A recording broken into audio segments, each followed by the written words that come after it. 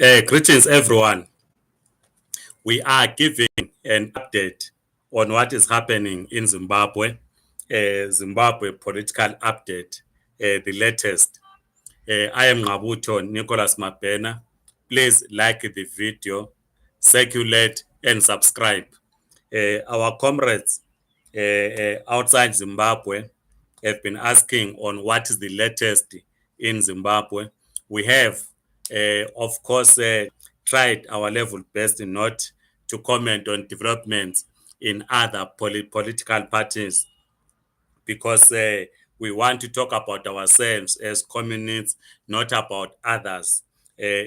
So we'll simply give you that update, though we'll not do a critic because we have no interest in what is happening in other political formations. But our comrades want to know what is happening. So we'll not, though, give our own political view in terms of what is happening inside. What we can say is that there is a by-election in Zimbabwe on the 26th of March 2022.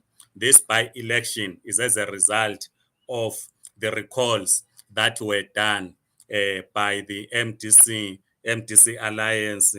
It has been going through some challenges and some by-elections were caused by the death of public officials who were elected on the last election, that is the 31st of July 2018. So we never had a by-election. So this by-election on the 26th of March 2022 is to fill in those vacancies that arose as a result of recalls or as a result of some people passing away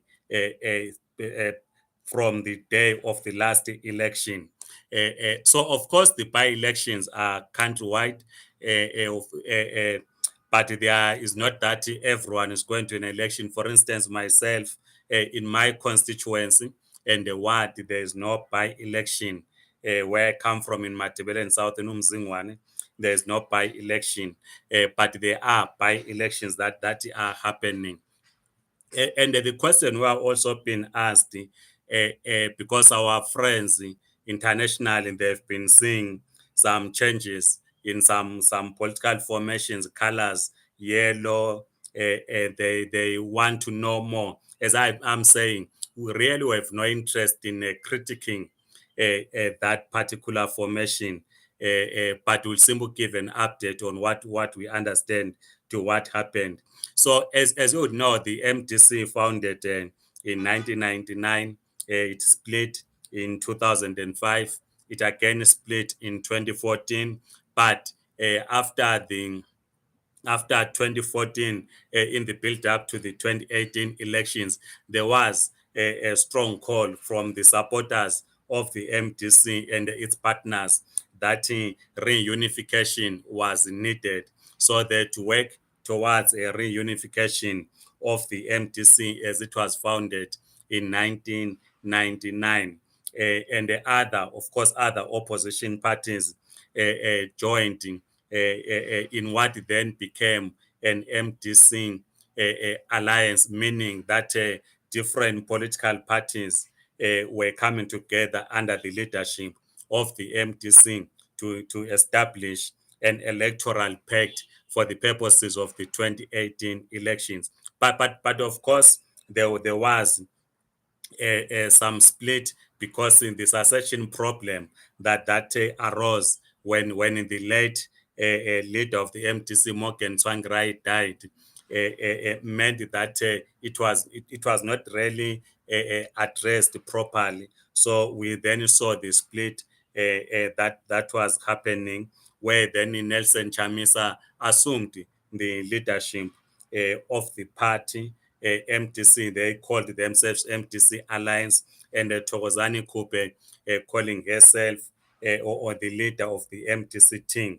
This is what has been happening. So because of that, then they went to elections separately. The party led by Nelson Chamisa went to a conference in Gweru in 2019, elected its leadership.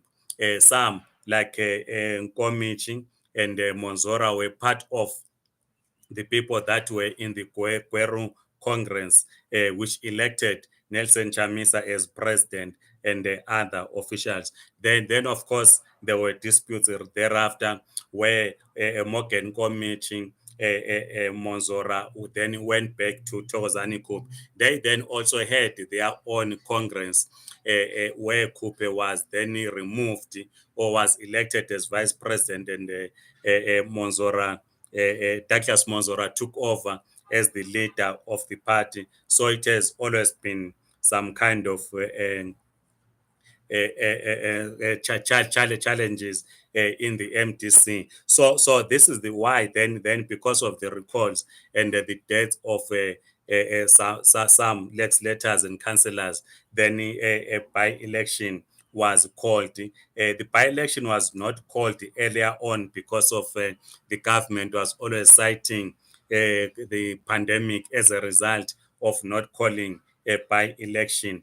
And what is also important is that this by-election is happening outside the recommendations or the implementation of the recommendations of the SADC Observer Team, which observed the 2018 elections. You remember in the previous video, we spoke about those recommendations, but that did not stop us from asking people to register to vote. And we said that it is important for people to register to vote. One comrade asked and said, if we're saying the opposition is contesting the elections without the implementation of the electoral reforms, and we seem to be criticizing them for that. Why then do we call on the people to register to vote? It is important that every Zimbabwean who's eligible to vote must register to vote. It is very important. But equal, it is also important that the elections are held in an environment that is conducive. So if you then participate in a by-election without the reforms, it means you will participate in the 2023 elections without reforms. This is what the point. This is the point that we were making. So yes, and then because Monzora was now saying he's the leader of the MDC alliance, was going to field the candidates under the MDC alliance. It then forced the Nelson Chamisa party or movement to then change its name, change its colors. It is now known as the Citizens Coalition for Change. It now uses yellow as a color. This, as we understand, is not a new movement. So simple the MDC Alliance is led by Nelson Chamisa that went to Kweru in 2019 to elect its leadership. Then had to change its name and the color so that it is not associated with the MTC Alliance led by Monzor. What is also of interest is that ZAPU, the former liberation movement, is also participating in the by-elections on the 26th of March 2022. You will know that when ZAPU pulled out of the Unity Accord in 2009, it was led by the late Dr. Dumiso Dabengwa. When he passed on, it took them some time to convene a Congress to elect a new leadership. They finally held their Congress last year, and they elected the son of the late nationalist Comrade Joshua Nkomo. They elected his son, Spanglizo Nkomo, to be the president of the party. It is now taking part. It is taking part in the by-elections. That's the other interesting development that is there. But of course, the you will know that there is always a discussion around the restoration agenda. We have a number of Mtwakazi activists forming political parties. The prominent one these days is Mtwagazi Republic Party, MRP, led by Mqondisi Moyo. It has decided not to participate in the by-elections. It is opting to participate in the 2023 elections. You will recall that it participated in the 2018 elections. It did not win a constituency and also a ward.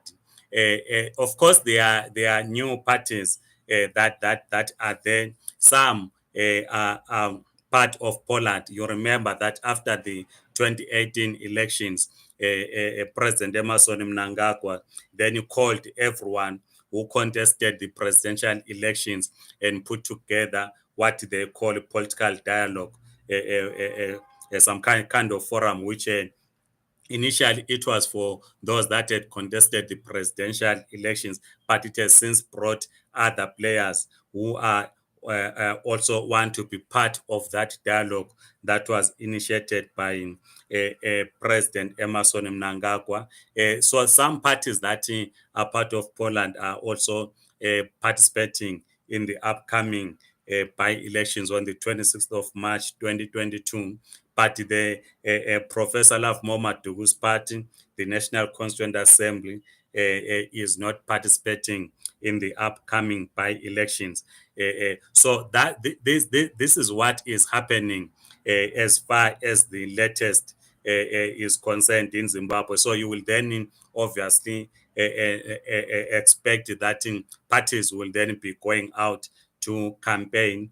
ZANU-PF has launched its campaign in Harare. I saw that it is going to be in Bulawayo Proper this weekend, and also the Citizens Coalition for Change, Triple C, is going to be launching its manifesto in Harare, and the other parties are doing door to door. So yeah, that's what is of interest at the moment in terms of the latest update. But our focus as the Zimbabwe Communist Party is in solidarity with the workers. You will know the last video we did interview the president of the Amalgamated Rural Teachers Union of Zimbabwe, Comrade Obed, about what was happening, because you remember that when teachers went on strike in Zimbabwe, government said those that did not report for duty, they've been fired. The teachers unions went to court. They won, but again, the government, it says through the Public Service Commission, that anyone who does not report for duty will be considered to have retired from the profession. So again, the unions are going to court to challenge this decision. So as the Zimbabwe Communist Party, we are in solidarity with the teachers. We are also in solidarity with the workers in the security sector who have been through their union, who have been on strike as well. And we are, of course, not participating in the by-elections, because the question always arises to say, is the Zimbabwe Communist Party participating? We are not participating. We are in the early stages, formative stages of the Zimbabwe Communist Party. We are still small to participate in an election. You know, an election is about populism. We are busy building ourselves, who are busy developing our cadres, and also what Congress directed us, which we discussed extensively in December 2019, is that the Zimbabwe Communist Party is an organ of the working class and the peasants, and therefore it cannot on its own stand in an election. If it has to stand in an election, it can only do so with its class allies. So we can't go to an election without our class allies.